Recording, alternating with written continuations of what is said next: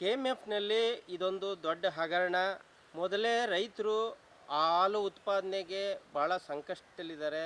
ಪಶುಸಂಗೋಪನೆ ಮತ್ತು ಪಶು ಸಾಗಣೆ ಅನ್ನೋದು ಭಾಳ ದುಸ್ಥಿತ ಆಗಿದೆ. ಕಾರಣ ಅವರು ಹೆಚ್ಚಿಗೆ ಹಾಲನ್ನು ಉತ್ಪಾದನೆ ಮಾಡೋಕ್ಕೆ ಆಗ್ತಾಯಿಲ್ಲ ಇತ್ತೀಚಿನ ದಿನಗಳಲ್ಲಿ. ಮತ್ತು ಇರುವಂಥ ಜಾನುವಾರುಗಳು ಪಶುಗಳು ಕೂಡ ಸಾಯ್ತಾವೆ. ಇವರು KMFನವ್ರು ಕೊಡ್ತಾ ಇರ್ತಕ್ಕಂಥ ಕಳಪೆ ಆಹಾರದಿಂದ ಏನು ಪಶು ಮೇವು ಏನು ಉತ್ಪಾದನೆ ಮಾಡ್ತಾ ಇದ್ದಾರೆ. ಈಗ 5 ಇವರವೇ ಫ್ಯಾಕ್ಟ್ರಿಗಳಿದ್ದಾವೆ, ಪಶು ಆಹಾರ ತಯಾರಿಕಾ ಫ್ಯಾಕ್ಟ್ರಿ. ಇನ್ನು 4 ಪ್ರೈವೇಟ್ ಪಾರ್ಟ್ನರ್ಶಿಪ್ಪರಲ್ಲಿ ತೊಗೊಂಡಿದ್ದಾರೆ. ಅಲ್ಲಿ ಒಬ್ಬ ಪರ್ಚೇಸಿಂಗ್ ಆಫೀಸರ್ನ ಅಪಾಯಿಂಟ್ ಮಾಡೋರೆ, ಜೈರಾಮ್ ಅಂತ, KMFನಿಂದ ಕಳಿಸವ್ರೆ. ಈ MD ಅಂತೂ ಶಿವಸ್ವಾಮಿ ಅಂತ MD ಇದರೊಳಗೆ ಇನ್ವಾಲ್ವ್ ಆಗಿ ಒಟ್ಟು 5 ಜನ ಇದರೊಳಗೆ ಭಾಗಿದಾರರಾಗಿದ್ದರು. ಅದರೊಳಗೆ ಒಂದು 2-3 ನ್ಯಾಮಕಾವಸ್ಥೆಗೆ ಸಸ್ಪೆಂಡ್ ಆ್ಯಕ್ಷನ್ ಮಾಡೋರ ಥರ ಮಾಡವ್ರೆ. Main king pin Shivaswami. ಇವ್ಗೆ 100 ಕೋಟಿಗೂ ಹೆಚ್ಚಿಗೆ ಹಗರಣ ನಡೆದಿದೆ ಅಂತ ನಮಗೆ ಮೇಲ್ನೋಟಕ್ಕೆ ಗೊತ್ತಾದೆ.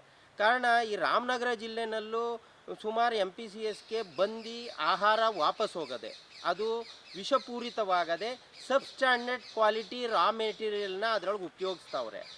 ಕಾಪ್ಕಂಬಿ ಆಗ್ಬೋದು, ಅದರೊಳಗೆ ಉಪಯೋಗಿಸ್ತಕ್ಕಂಥ ಮೆಕ್ಕೆಜೋಳ ಆಗ್ಬೋದು, ಪುಡಿ ಆಗ್ಬೋದು, ಇಂಥವು. ಈ ಕಾರಣದಿಂದ ಈ ಕೂಡಲೇ ಇದ್ರ ಬಗ್ಗೆ ತನಿಖೆ ಮಾಡಬೇಕು. ಮೇಯ್ನ್ ಕಿಂಗ್ ಪಿನ್ ಯಾರಿದ್ದಾರೆ ಅವ್ರ ವಿರುದ್ಧ ಕ್ರಮ ಆಗಬೇಕು. ಕ್ರಿಮಿನಲ್ ಕೇಸ್ ಇವ್ರ ಮೇಲೆ ಬುಕ್ ಮಾಡಬೇಕು ಅಂತಕ್ಕಂಥ ಒತ್ತಾಯವನ್ನು ರೈತ ಸಂಘ ಮಾಡ್ತಾಯಿದೆ. ಈ ಬಗ್ಗೆ ನಿನ್ನೆ ನಾವು ಬೆಂಗಳೂರಲ್ಲಿ ಕೂಡ ಪ್ರೆಸ್ ಮೀಟ್ ಮಾಡಿ ಸರ್ಕಾರಕ್ಕೆ ಒತ್ತಾಯ ಮಾಡಿದ್ದೀವಿ.